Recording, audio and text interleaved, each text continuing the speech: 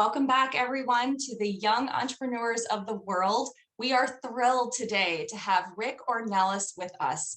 Rick is the CEO of iSpark Change for people who are hungry for positive change. That's pretty much all of us, right? Rick helps entrepreneurs eliminate the roadblocks preventing their personal and professional success so they can infuse instant growth into their business. He teaches entrepreneurs the modern leadership skills necessary to have a thriving business and elevate their social impact at the same time. Now, I know you have some incredible insight for us today, Rick, with your presentation, Creating Purpose in Your Life. The floor is yours. Well, thank you very much for the great intro, Tina. I appreciate that. And thank you everyone for being here, because it is a pleasure to be here. And I have to thank Stelios for the invite, because we didn't find each other until recently, but I'm very grateful to be here.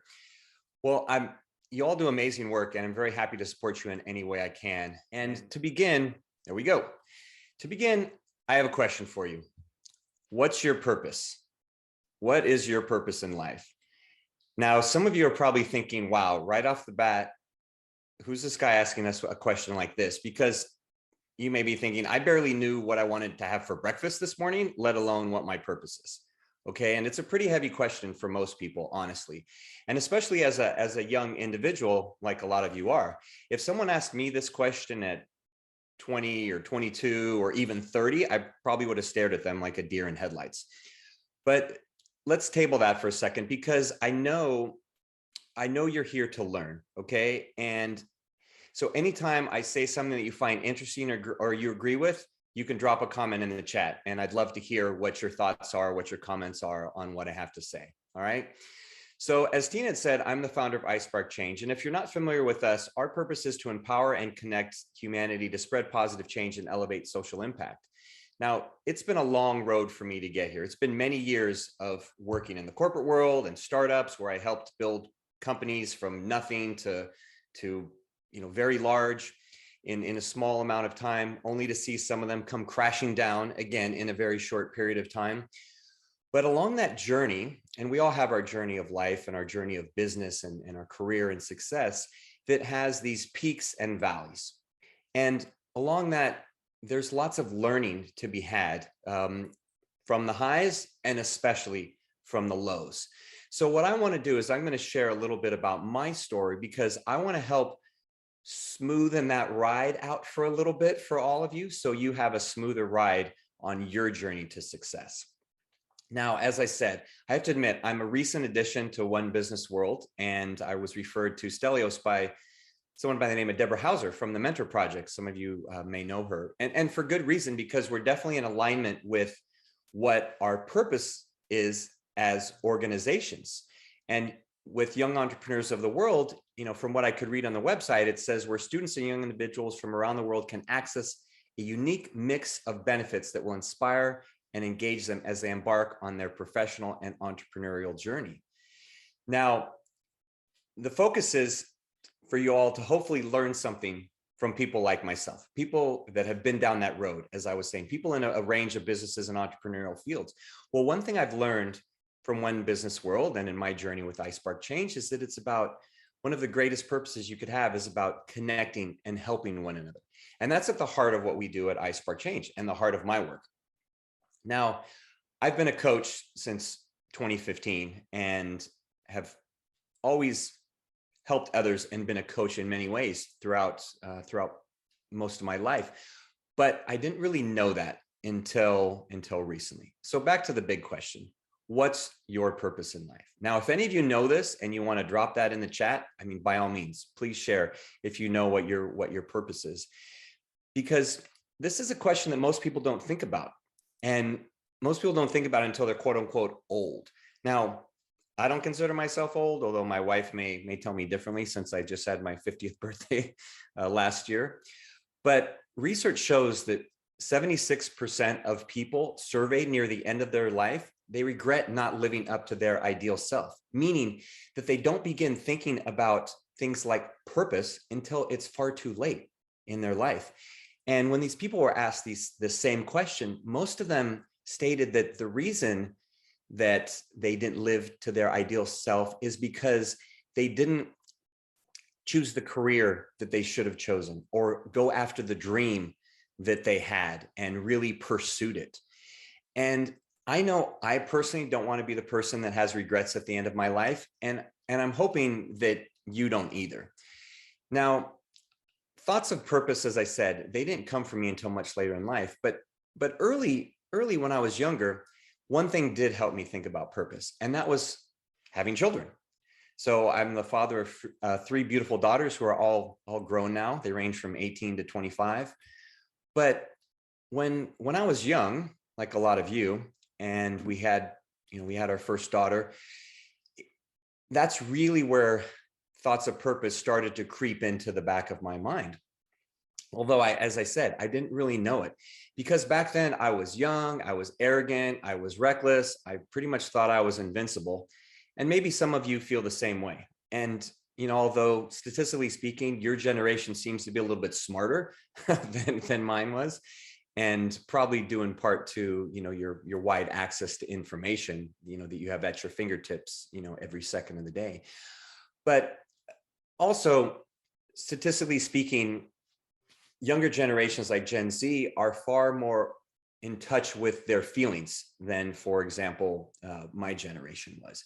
Now, back then, I didn't have time for emotions, and I certainly wasn't concerned about purpose. Like I said, I was just concerned about myself in many ways, because being young, you have different things on your mind.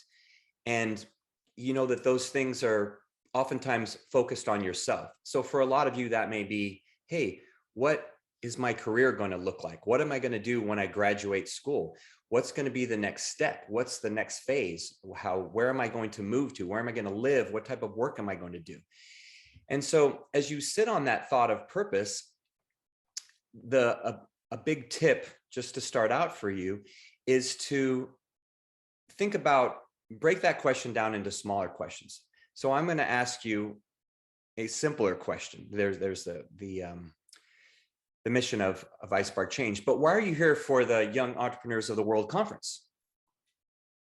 Once again, if anyone wants to drop your answer in the chat, by all means, please do that. But my guess is it's something along the lines of, you want to learn from those that have been there before, you want to network, you want to be a part of the community.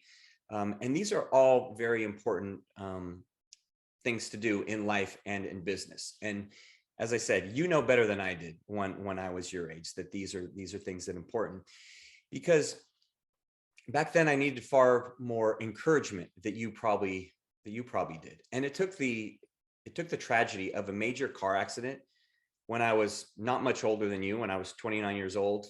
Maybe some of you are at that age, but it took a major car accident where I nearly killed my family to eventually discover my purpose, which is to love and to give and to serve. And that's the purpose that, as I said, came to me much later in life, just in the past few years. And it's something that I remind myself of every day. And I still wear a bracelet on my wrist that says love, give, and serve, just to make sure I don't forget, because as I said, I am stubborn. But some of you may be wondering, what was this accident? What was this time where I nearly killed my family? So I'll take you back to a Sunday afternoon in the end of January, 21 years ago, January of 2001, where myself and my wife and my 2 daughters at the time, my 2 daughters were 1 and 4, so they were very small at the time.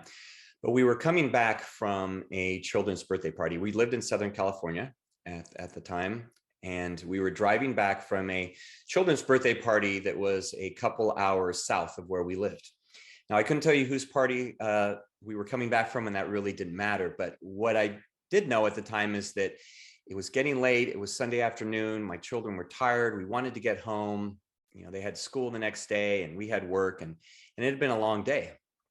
And so as we were driving in a car, much like this one, this is not the actual car, but a picture of a car that looked like it. It was a black Grand Prix. As we were driving along on the freeway, it started to rain really hard. Now, I live in Houston, Texas now, and crazy rain is part of a normal experience for us on a regular basis. But back then, living in Southern California, to have torrential downpours was just not something that happened on a regular basis. And it started to rain really, really hard. And my wife and I contemplated pulling over, and we saw other cars that had pulled over, and we were about to pull over. And then we were like, wow, it's really late. It's going to be getting dark soon. And we were worried that it would be far worse if it had gotten dark and the drive would be more dangerous in the dark. So we decided to continue on cautiously. Okay. And we're continuing on the freeway cautiously, and I'm driving in the slow lane, and I'm probably driving, I don't know, 45 miles an hour, not very fast. And we, all of a sudden we hit a large puddle, and I lose control of the vehicle. And we start spinning out of control, just spinning and spinning and spinning out of control. And we had been in the slow lane, and we spin across 4 lanes all the way to the left, just spinning. And we don't hit any other cars, luckily. And, as I said, there weren't a lot on the road, but we don't hit anyone else. And we're about to hit the center divider, and I'm screaming and trying to remember how to steer in this situation. And my wife is screaming, and my daughters had been asleep, and I don't know what's going on with them, but for some reason we don't hit the center divider, and then we start spinning the other direction. And we're nearly about to crash in the center divider, and we don't, and we spin the other direction, and we spin across 4 lanes the other way, and we go off the shoulder, up a dirt embankment. We hit a cinder block wall at high speed, and we flip over and land back on the wheels. And the windshield is completely shattered, and the glass on the right side is shattered, and the roof is smashed down to about eye level. And my daughters are crying at this point, and I check them real quick, and they seem to be fine. And the car is filled with broken glass and dirt, and stuff is everywhere. And I check my wife, and she's okay. She says her shoulder was a little sore from banging onto the wall, the impact, but everybody seems fine.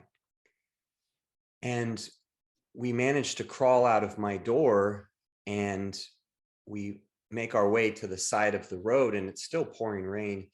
And my wife sits down, and she's hugging my 2 daughters, just holding them as tight as she can, and thanking God that they're okay. And this elderly couple had pulled over. They had witnessed the whole thing, and they pulled over. And the lady grabs this blanket and wraps it around my wife, and she's trying to help console her. And I'm talking to the gentleman, and he tells me, he says, I didn't think you would get out of the car alive. That's the most incredible thing I've ever witnessed in my life. And I thought for sure that you would have been killed. And being the young, arrogant guy that I was at the time, I didn't really think too much about it initially. And car was towed off. We were taken away in an ambulance to check us out, and the kids were fine, and we were all completely fine. And the next day, my father-in-law takes me down to the impound yard to go get the things that were left in our car. We had quite a few things left in the car, in the trunk from traveling and everything. And the car is sitting on a flatbed tow truck out front of the office. And I go in to talk to the attendant, and I say, hi, I'm here to get my things out of the car outside. And he says, which car? And I tell him it's the black Grand Prix sitting on the flatbed tow truck. And he looks me square in the face, and he said, that's not your car. And I said, yeah, that's my car. The one right out there. That's, I know it's my car for sure. And he says, nope, that's not your car, because whoever was driving that is dead, or at least, really bad shape in the hospital. And I convince him that it's my car. And he proceeds to tell me that, again, how lucky I am, because he said he can always tell what happened to the driver by the looks of the car. And based on the look of my car, that we should have been killed. And I share this story with you because that was an awakening moment for me about purpose. And as I said a few minutes ago, I don't want there to be some tragedy in your life that brings you to think about purpose. What I want to share with you now are some things that helped me realize purpose and gave me guidance through life. So after that accident, I went through a period of a few months of pretty intense reflection on what had happened and the significance of this accident and us essentially not being killed. And I decided to write, and I wrote this. I wrote this for myself, and I called it a to-do list for every day, because this was a list of things that I wanted to help drive me and guide me throughout life.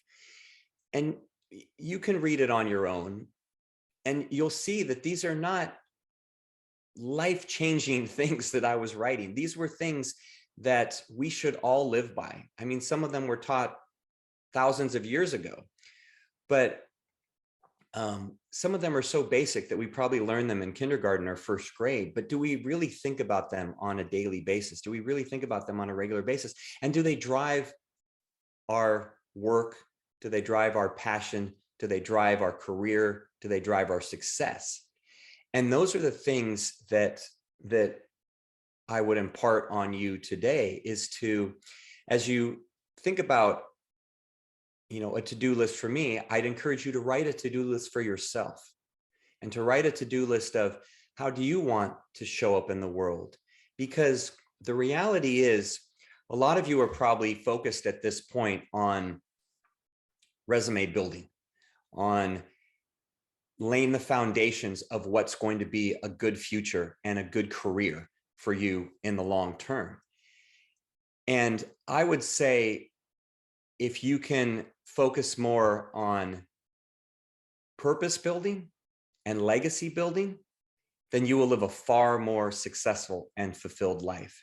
Now, it may not seem that way at this point, but after you've been into your career for 30 years, as I have, you realize that those things are more important. Now, statistically speaking, Gen Z is far more focused on purpose. And I'm sure a lot of you fall into that category, that generation, but Gen Z is far more focused on purpose than any other generation. So I'm hoping this message resonates with you.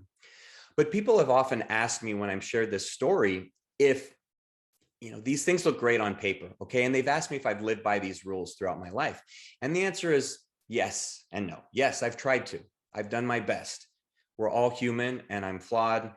And have I done better at times over the years than others? Yes. Have I done worse? Absolutely. Have I failed at certain things? Yes, 100%. But I'd say overall, they've given me guidance over the past 21 years and to this day. And another question that I've received, and usually from young folks like you, is if I had the opportunity to go back to when I was that age, to my younger self, would I have given my younger self this list in the hopes that I would have possibly not been in that accident, maybe not driven too fast, maybe pulled over, maybe learned lessons a little easier. And I wouldn't give myself this list, because let's be real, okay? Who really wants a 12-step list? Or, this is not a certain program. I mean, who wants a 12 rules anyways? Not many. And so I'm guessing, for a lot of you, maybe to live by one or two would be important. And that's what I would encourage. So I'm going to leave you with 3 things that I think are important that I've learned along the journey. And these will hopefully help you in defining purpose for your life. And they fall into a to-don't list, okay? 3 things, just 3 things on a to-don't list. All right. Number 1 is don't care about what other people think. I know this is tough for anyone at any age, because we go through cycles in life. When you're 3 or 5 years old, you don't care about what anyone thinks. You run around naked, you dance and sing, you're carefree. You don't have a concern on how people are going to judge you. But then you hit your preteen years, and then when you're about 20 or even 25 or 30, suddenly you think all eyes are on you, and you think that the spotlight is on you. And in psychology, they call it the spotlight effect. It's actually a proven psychological phenomenon known as the spotlight effect, where people believe that all eyes are on you. But what this research has shown is that actually it's not true, because everyone is actually focused on themselves and has the same concerns that you may have about being judged or being observed, that they're not looking at you. So when you get to a older age, as I am, you start realizing that, you know, when you're in 30s or 40s, hopefully you realize it's not as important to you. And then when you hit 50 or 60, you realize these people weren't ever looking in the first place. So if you struggle with FOMO, the fear of missing out, or you struggle with imposter syndrome where you feel like you don't belong, or comparisitis through social media where you're always looking at others and comparing yourself and your life, that's not going to get you to your purpose. Going inside and thinking about what's important to you is going to get you to your purpose. And I know for me, there was another one, was perfectionism, always wanting to be perfect. And if it wasn't, then I didn't want to share that side of me. And that led to like analysis paralysis. And that led to me, you know, not doing things that I should have. So if you can get past those and you cannot care about what other people think, that's really going to help you in purpose and in life. Second one is don't make excuses. Take personal responsibility for everything. Don't blame anyone else, because you can't be upset by the results you didn't get from the work you didn't do. Good or bad, own it and be proud of it. Now, I know this is a tough one for most adults, and if, you know, one of my mentors told me, he said, the day you grow up is the day you learn to take personal responsibility for everything. And so I remember when I was in finals, my final year of university, and I had procrastinated, left studying till the night before, and I had gone to grab a burger. And a few hours later, I got terrible, awful food poisoning, to the point that I was vomiting just constantly, and I couldn't study. I couldn't finish this research paper. Now, at that age, what did I do? I blamed the restaurant. I blamed everyone else. I told my professor this happened and said, hey, I can't, take my test, my research paper, I can't turn it in. Now, luckily, they were gracious enough to give me more time. But the reality is that was my fault. That was my fault for procrastinating. That was my fault for leaving things to the last minute. And so the sooner you can learn to just take personal responsibility, it is a freeing place to be, and it will help you get much farther in a faster way in life. And the last one is a big one. Don't be afraid to fail. Make mistakes and learn from every experience. And I would say make mistakes often. So who out there likes to fail? You can say in the chat if you're bold, if you like to fail. But I know for many years I did not. As I said, perfectionist, wanted to, very competitive from sports and activities, and always wanted to win and never wanted to fail, never wanted to lose. But as another mentor shared with me is that, yeah, Tina, that's great. Fail forward. Yeah, I love that. Is that failure is the greatest teacher we have in life. And feedback is the breakfast of superheroes. So when you fail, you learn, because with our struggles come strength. From challenges come courage. Worry becomes wisdom. Obstacles can be looked at as opportunities, and in doing so, you turn adversity to advantages. Now, you see, I've had to learn these things the hard way over the years. And honestly, many of you will have to learn these lessons on your own in your own situations. Now, they've helped me define my purpose and who I am, because as I said, love, give, serve was that, or the initial driving force to love, give, serve, the initial spark moment was that accident. But it took 20 years for that to really crystallize. And how did it crystallize?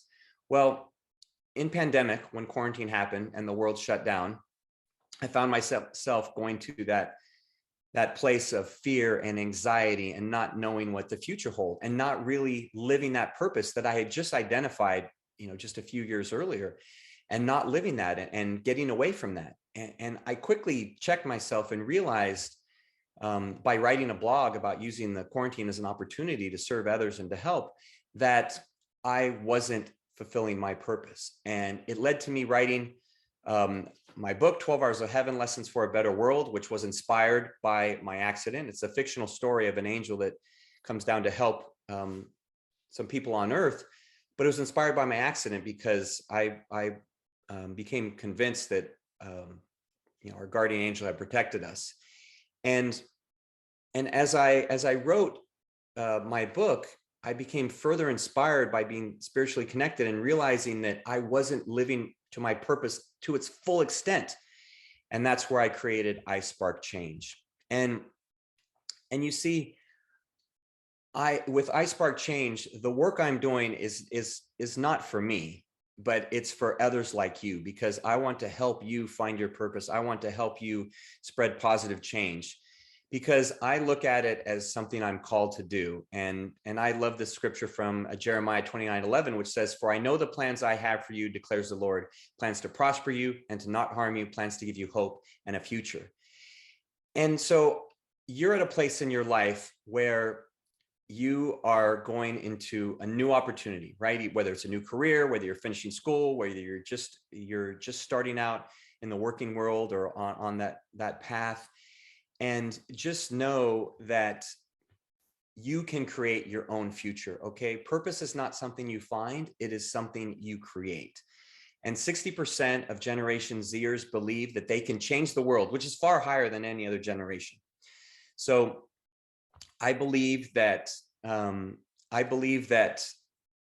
it's the young individuals like you that are part of the Young Entrepreneurs of the World conference that can create your purpose and can make the world a better place. And I'm counting on you. We have big goals at iSpark Change to impact and connect 1 billion people in the next 5 years. So I'm counting on people like you to find, create your purpose and to start driving that. So as I said earlier, just remember, early on, figure out your underlying core purpose now. Let that drive your decisions. Remember the 3 to don'ts. Don't care about what other people think. Don't make excuses. Take personal responsibility, everything, and don't be afraid to fail.